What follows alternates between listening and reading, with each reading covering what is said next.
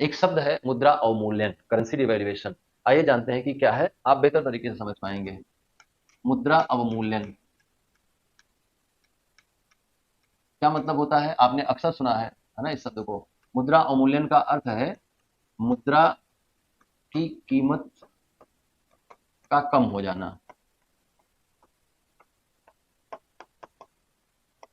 तो मुद्रा की कीमत किसके अगेंस्ट होती है? मुद्रा की कीमत कम हो जाना किसकी तुलना में?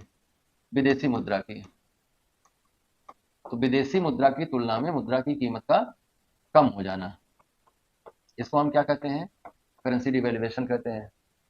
किसी भी देश की मुद्रा की कीमत किसी दूसरे देश की मुद्रा की कीमत की तुलना में कम हो जाना, या जो सर्वमान्य अंतर्राष्ट्रीय मुद्रा है डॉलर, उसके तुलना में हमारी मुद्रा की कीमत का कम हो जाना मुद्रा अवमूल्यन कहा जाता है।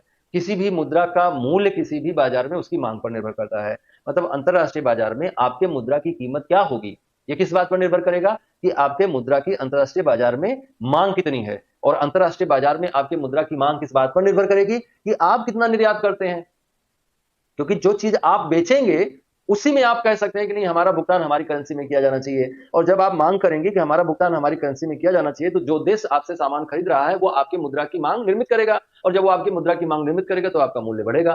दरअसल मांग और मूल्य में बहुत गहरा रिलेशन है, और ये केवल मुद्रा पर या किसी वस्तु पर ही लागू नहीं होता है, आपके जीवन पर भी लागू होता है। अगर आप अपने रिश्तेदारों के यहाँ ज्यादा जाना शुरू कर देंगे तो आपका मूल्य गिर जाएगा।